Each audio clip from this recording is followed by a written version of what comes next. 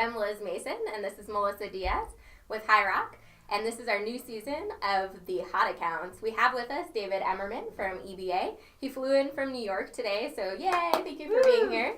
Thanks for having me. I'd like to call out, we're in a new office, new theme, new season. We're excited to do this. So David, can you tell us a little bit about yourself? Yeah, absolutely. So Emmerman Boyle & Associates was actually started way back in the late 60s by my father. So he started the practice. He was a teacher and he did some accounting on the side and eventually stopped teaching and started doing accounting full time. And years later, I came into the fold and started working for him when I was super young for a super low rate of 25 cents an hour. How young is super young? Ooh, maybe like 7 or 8. Yep, right? Get it. So like I was one of those kids that was working in their parents' offices, and I mean at that time what I would do is I would sit there and I was photocopying research books, right? Because both my parents were accountants. So so I came into accounting super early. It's in your blood. Got to escape for a little while, go to school, do all that good fun stuff, and eventually take over the practice from that. So I have this picture in my mind of like New York accounting firm in the 60s with like shag carpet. I imagine you had some 3 martini lunches. Like, yeah, totally. All the martinis. Yeah, so I wasn't there for that part. But nor of legal age. Right, no, definitely not of legal age at that point. Did they teach you how to mix a martini? Was that part of your 7-year-old training? That was never a part of it. I probably would have jumped into it quicker had that actually been the case, but that was the fail. That could have been the fail. Actually, no, my father actually had his office in our house. Okay. So he worked out of the house. It was, and I was used to going downstairs, seeing the clients, being around everybody. I was the kid that ran through the office while everybody's trying to do tax returns and stuff. So you're the annoying child. I was the annoying child at that time. Perfect. You're not still? I don't understand. It might be. I don't know. Great. All right. Well, we want to give you, your introduction to the Hot Account. So feel free to Time spin to our spin? wheel. All right, let's do this. Russian roulette hot sauce style. And today we actually have Ritz crackers because, there's a great shortage of tortilla chips in Phoenix, Arizona. I don't know if you, I had no idea. It's desperate right now. It is. Okay, so here's our first one. We are going to have the Caribbean hot sauce, chili, habanero, and a couple words that I can't pronounce. All right. I love this one. It's like my favorite. This is, taste-wise. So we're just going in. Yeah, just full chip. Grab a cracker. Full Grab a cracker. cracker. I bet this is going to make it a lot easier. Yeah, don't be shy. Though, Don't be shy. Yeah. There's a nice butter content in the crackers, so David's getting it a little easy. Yeah. Cheers. Chip cheers. Woo! All right, let's do it. Dude, that's a nice compliment, in my opinion. So tell me your why in haiku. My why in haiku. Okay. So let's see. I was working on this at some point. 575. 575, right? So I love to service clients in a way that they want to be. It delivers. We're a little fuzzy. We'll let it go. Let it slide. We're close here? Okay. That delivers the passion behind what I do. All right. Very nice. I like that you roped in passion in there. Yeah. We threw in a couple extra syllables. We're just we're glossing over it. Overachiever. Yes. right. Go with that. You ready for the next Cuddle one? time. We're ready.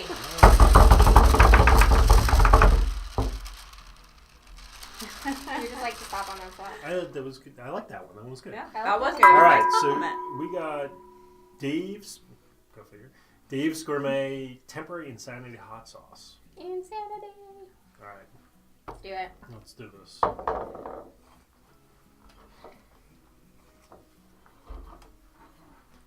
There we go. Get a nice little deal. Chip cheers. Cracker cheers because of the shortage.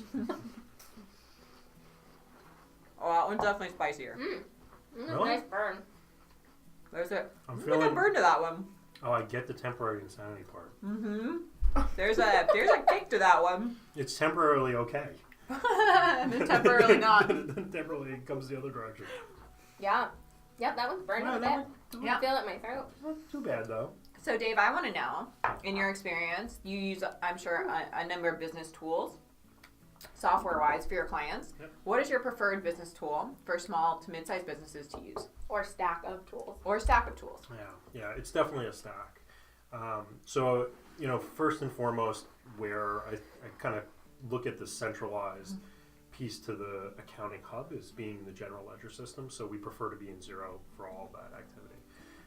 Beyond Can you that, spell Xero really quick just for our watchers? Xero. Thank you. Right. Yeah. You guys, So once almond you milk get does nothing. what's that? Once that Almond once milk you, is not a good solution. Almond Mike. milk does it's not nothing. doing it for It that does one. nothing. Yeah. Just gotta keep talking. Yeah, just let it. keeps going. Yeah, keep going. So once you start using Xero enough, you actually can't spell Xero the traditional way. I would agree with that. Does your phone start autocorrecting to Xero? Yes, it does. So, other technology stacks that we use are dependent upon whether or not there's technology that we use within the office or within our client's office, right?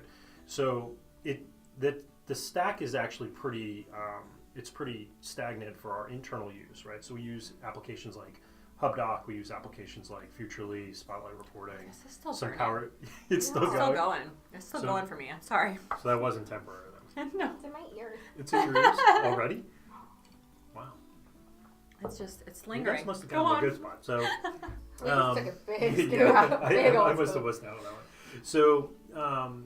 So technology that basically allows us to create a much more efficient process around what we're doing for both our client and for our team, right? So I don't mind spending money on SaaS products like this, as long as at the end of the day, it's delivering a better and more efficient product for the team. All right. All right, are we? Do it up. Yeah. Decide our fate. I actually think almond milk's making it worse. I don't know why you're using that. I don't know. I don't. It's white. I thought maybe it would help. Not all white things help. Sorry. All right, Very so true. I did not mean that in we a racist have- way. I was Not like, at all. So Homeboys Fiery Chipotle, hot ones. Hot ones. Yeah. Shout out to Yeah. the Hot Ones, which is the YouTube account that we are actually modeling our Inspiration. inspiration off of. Oh God. So Check should it we out, take- hot should ones. we take extra for this one? Yes, take extra Do for it. the Hot Ones. Okay, good. I can't feel it in my ears yet, so I think It's getting up there. I just my like. sinuses are clearing. We should warn you too, it Yeah. does compound itself. Oh, okay. All right. So, cracker cheers. Yeah. That one tastes good to me. I like It's the kind of flavor. sweet in the beginning. I really like the flavor of that It's a one. good flavor. Mm-hmm. That's a nice compliment to a Ritz cracker. Yeah. Go I might figure. dip Ritz that and one for salsa. fun. I never thought about that one. I mean, there's this great chip shortage of 2018. Yeah, great. The It's chip really storage good. is what it is. Yeah. It's really plaguing the Yeah. Southwest. That was actually just enjoyable. So, It David, really wasn't. you mentioned earlier that you started at a pretty traditional firm. And so I think it's really, right now is a time where a lot of professional services firms are evolving from, like, this traditional terrible model of, pyramid schemes and, Churn and burn. hurting Yep. people below you to get what you want. Yep. I kind of look at, I have this I feel picture like of, we're like, struggling with this one a little bit. I'm just struggling in life today. I have this picture, do you know the Dolly painting of Dante's Inferno? Mhm. That comes to mind when I think about traditional firms. Yep. So how did you get out from, and I'm sure your parents were very good to their employees because small firms are generally a little different, but how did you get out from this very traditional model into more of a cloud-based connected advisor type role? So, so we had this aha moment where we realized that we needed to change what we were doing. And I know definitively exactly where I was when we had this moment. And my business partner was with me. Big props to Kevin, by the way. So, we had this moment where we knew that we wanted to change our service offering for our clients. And if we didn't start leveraging the cloud to do it, we weren't going to be able to do it, right? So it meant that we really needed to look at process, and we needed the opportunity to step back from what we were doing and running after all of our day-to-day work that we were doing. Step back, look at the business, say, how are we going to actually improve this practice to make it what we actually want it to be? And therefore was going to translate to a better work environment for our teams, and then a better life for us in general. Right? So where were you when you had this aha moment? We were in Philadelphia. It's a weird place. It was That's a very random, weird yeah. place. We were at a meeting. We were out for a drink afterwards, and it was funny because we were talking to some folks that that were in the industry, and they were actually sales reps for a couple different software vendors that we were out with, and it was interesting to hear them talking about what others were doing in the industry. And I remember walking out of there, turning to Kevin and saying, you know what, we can do this. So let's figure out how we're going to do this. And we sat down and we said, all right, we're really going to look at what it's going to cost for this to do this. How are we going to change our model? Who's doing what? And all of a sudden, we started this process of going through and ripping down what we were doing before and starting and rebuilding everything from scratch. And being in a traditional practice, that was not an easy thing to do. I would say that sounds scary. Coming from a traditional environment, that's a huge change. Yeah. It was, yeah, absolutely. Change is difficult. Change is difficult. Always. One of the interesting things that the net product of that was that our team became so adept to change because they knew that we were going to change something. Like they got so used to change that tax season would end and it would be like, okay, what do we change this time? Yeah. Right? So they knew it was coming. Didn't mean that they were necessarily always open to the change, right. and where they didn't challenge it progressively or proactively challenge things, but they got behind it. They understood. They had belief in what the vision was that we were trying to accomplish. Yeah. And I give Kevin a lot of credit for that. I give the team even more credit for that because, frankly, without them, we wouldn't be where we are. So, change is really difficult for people. So one thing that I used to do internally was I realized early on that when we go into a new client, we change them. So we change their systems, we change their processes, we change their policies, and it's a lot, and it's in a condensed amount of time, and it's really hard for them to accept all this change and handle it. And my team was having a hard time relating to that. So they would feel all this pushback on the client side, and they didn't know how to handle it because they didn't know how to relate to it. Because they started in a cloud-based firm, right, who does this all the time, so it's not a big deal. So what did you do? So I rearranged the office, the furniture, every week. I'd go into the office early and rearrange all the furniture. And they'd show up and all their stuff would be in a completely different place. Their desk would be in a different place, or they'd be at a different desk, or they'd be on a complete other side of the office, and just forced them to deal with change on a weekly basis. Yep. And then they started getting adapt to it, and then I stopped moving furniture. But that makes so much sense to actually put your team through an experience that your clients are actually going through as well. I mean, that's really, that's awesome. I mean, there's no other way to put it. So I highly recommend randomly changing up your staff stuff. Like, they freak out, and then they're like, wait, I get it. It's tough. Yeah, this is what my client's dealing with. Yeah, absolutely. And the funny part is, a lot of times I feel like with our clients, what the business owners jump on the change. Yeah. But let's be honest, they're not actually going through the change. Right. They see the benefit of the change a lot, which is awesome, right? I mean, that's why they're making the decisions that they're making. But a lot of times it's their own internal teams that are impacted the greatest by these changes. Same is true for us, right? I mean, 100%. I know that happened, and that's why I do give them so much credit for what they went through. And we actually just recently went through a pretty big process change in one of our offices, and it was an office that we only acquired a couple of years ago, and we went through a large workflow change, including putting in new process and tools in February. And these guys they've been running after the challenge, and it's been great to see them really be successful with it. So. That's awesome. Yeah. All right. Spin? You Let's ready? do it up. Good, because I'm getting You can just randomly eat crackers. Really? Yeah. I feel like you can't though. Okay, We so don't want to limit your today, cracker this afternoon, we have Bravado Spice Company, Crimson Hot Sauce. Oh, it's pretty. Very pretty. Looks crimsonish. I Alright. feel like it's going to make me cry crimson It says, tears. "Don't fight it, shake it." All right, Shake. sweet. Is that before or after? I don't know. Here we go. Before and after for me? Probably. I know we have before too much experience to not be scared. I'm scared of everything. I'm making Cheers. messes. Cheers. That's okay. Mm. Woohoo. Got a nice tang to it. Not too bad. That's tasty. I can live with that. Yeah, that one's not. That one's not bad. Yeah. We're good. Is it coming? I don't think so. I think that was it. Is there an? Okay. That one was. It was very tasty. Oh, this is red jalapenos. It's legend. All right, we That's got what you. it says. It's a legend in the making. All right.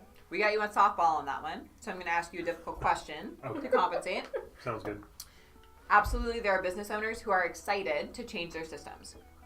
But there's a lot of business owners who see you coming in as some accountant that they don't know very well yet, and they're maybe switching from a desktop system of a product that shall not be named, The 800-pound gorilla. Yeah. the 800-pound gorilla, to a much more functional cloud-based system. Yep. That can cause a lot of insecurity for business owners. Absolutely. How do you manage that? So, so we actually manage it first off by explaining the benefits of why we're moving, right? So normally, if a client wants to move to additional services, right, they want a higher level of engagement with us. They want advisory type services where we are really truly a part of their team day in, day out. We can't do that on a desktop application, flat out. That's just not, there's no great way to work around doing that. Even if it's hosted in the cloud somewhere and it's on some server somewhere, it still doesn't work correctly. Can I ask a future looking question really quickly to add on to that? Yep. Do you see value for companies long term in not having a cloud-based product? Long term for not having a cloud-based product, no, I don't.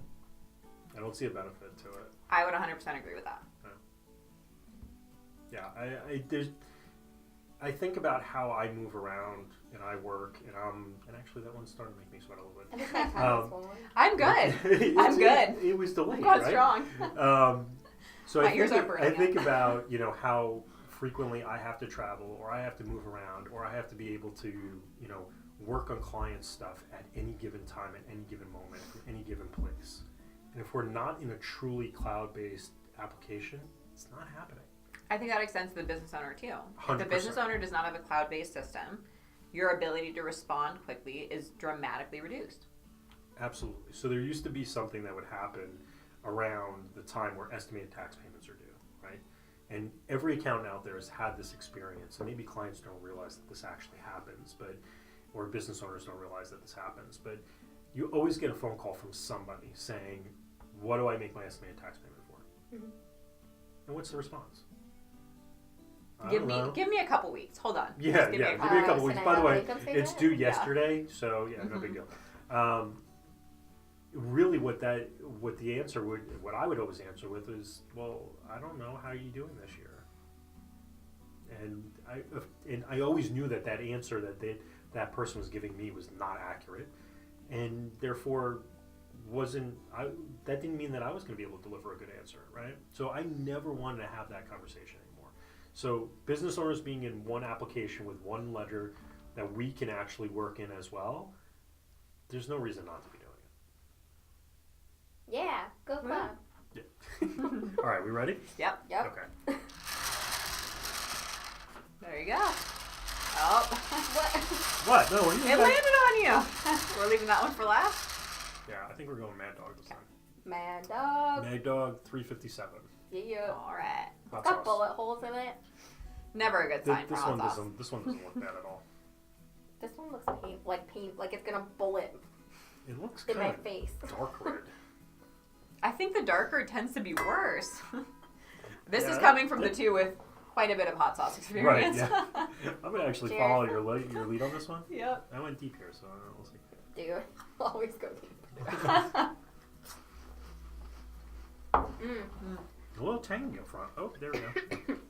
Yep, it's there. I took that one in the back of the throat. I'm gonna let that one go. Yeah, that one's a little hot. That was too easy. That wasn't intentional. Oh, that one. Woo! Oh, Hey. this has got some burn to it. Extra Oh. cracker. Yeah, there's definitely some burn in that one. Okay, the eyes are watering. That was a quick response, man. I think I have muscle memory, but when it comes to hot sauce, It's tear memory. yeah, it's tear memory. It just hits Oh. you really bad. Yep, that hit me. Ooh. So what I'm is glad your we kept favorite that one for the end. favorite part of what you do professionally? So, my favorite part is Oh, getting sorry. emails from clients when they. You like getting emails? I do like That getting one hit emails. me. Certain ones. When they say, awesome. So, like, if you deliver something to the client. This one actually is pretty hot. This is going badly for me now.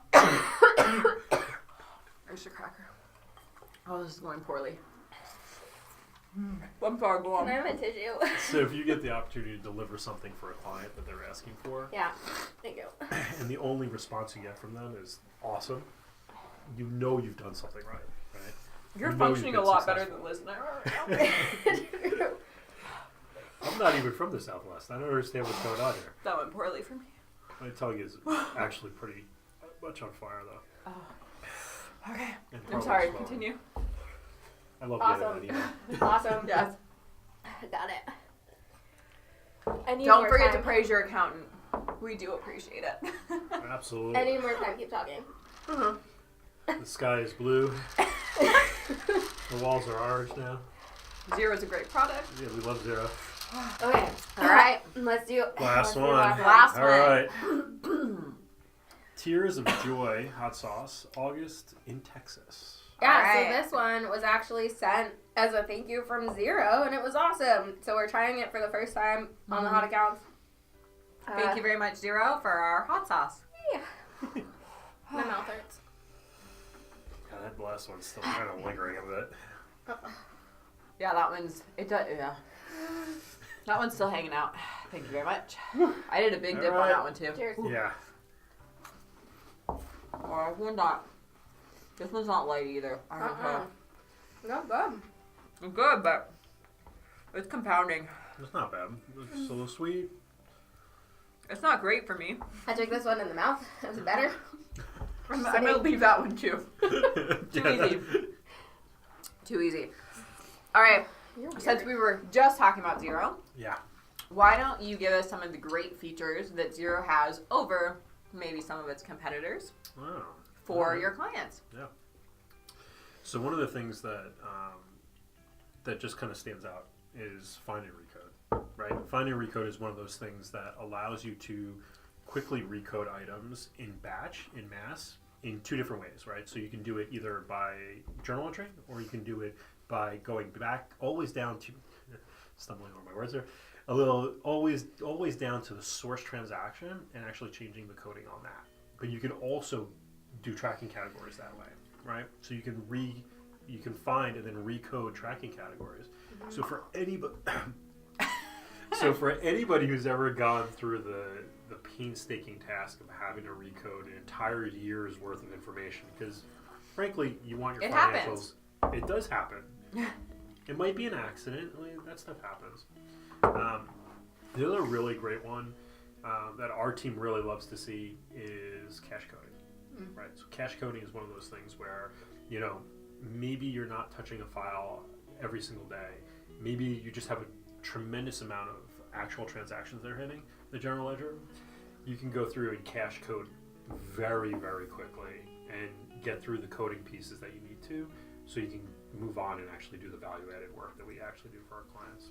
So to explain these things in layman terms, find and recode is a search function that searches all the detailed transactions and shows you, based on all of your parameters, what was coded that way, so you can change it. And the cache coding is it's a list that comes through from the bank feed and gives you all the transactions that occurred in the bank's account that month, and you can just go in really quick and code in succession without having to click through screens. And if I can add on that, for our business owners out there who are not doing the coding themselves, that's what we add value for. All it means is you get your information more quickly, more accurately, more efficiently. Yep, absolutely. And I think one of the other pieces that is actually a huge value add for the clients is the way that the third-party applications that are out there integrate with Xero. So one of the things that really was the light bulb that drove us towards Xero as an application was that when we started connecting other applications, they worked. And when we were in desktop, that stuff never worked. No. Right?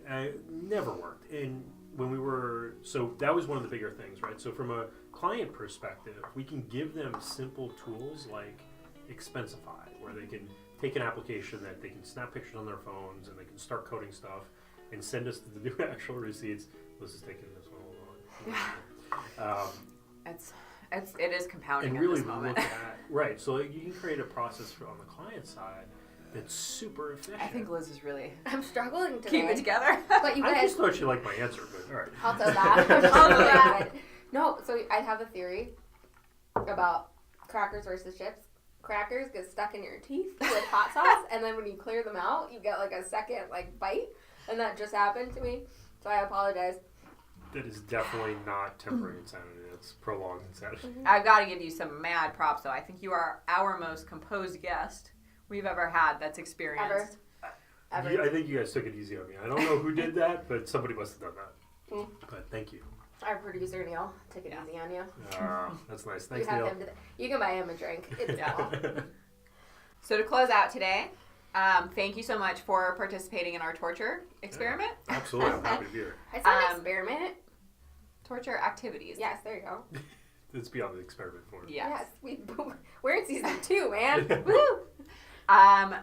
What can we know, or what would you like people to know about your business, and how do they reach you? Oh yeah. So you can reach us at you can reach us on LinkedIn. You can reach us on Twitter. You can reach us on Facebook. Can we get some handles so they can? Yeah, absolutely. So we are Emmerman Boyle on Twitter. We are Emmerman Boyle on LinkedIn, I believe. So EBA stretched out to Emmerman Boyle. You can also reach us at eba.nyc, which is our website. Excuse me. No problem. So, and if you have the opportunity to look at our website, you'll see that there are certain industries that we are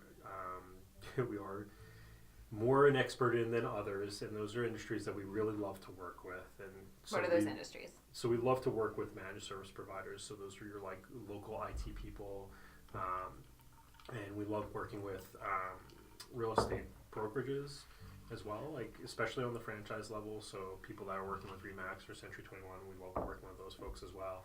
And then we actually do quite a bit of hospitality as well. So restaurants, bars, grills, stuff like that. Those are fun clients. They are, and it's funny. We got into that vertical in a very roundabout way. One of our offices is next to a craft beer bar. My partner and I happen to be craft beer enthusiasts. Yes, absolutely. Partakers, or whatever you want to call them. So we wanted to diversify what we were doing. So they wanted to open up a new location. We ended up going in with them on that other location. So we actually, by virtue of having a craft beer bar, needed to figure out how to do the accounting for it. Nice. Right? So, do you still own a piece of that bar? Yeah, What's absolutely. it called? It's called the Tap Room. Awesome. And it's located in Massapequa Park, New York. So if anybody's in the area, come on Check by. out Tap Room. I will. And it was interesting to get into that vertical, but it's like other specific industries that we look at and we service. We actually you get to be a very big expert in that field because you see a lot of different businesses that are similar in industry but not necessarily similar in personality. So it's really fun working with those businesses. That's Well, awesome. thank you so much for joining us today. Absolutely. And Been a pleasure. congratulations on all your success. We Yeah, appreciate thank you coming down to Phoenix. And Thank hanging you. Yeah, it's been fun.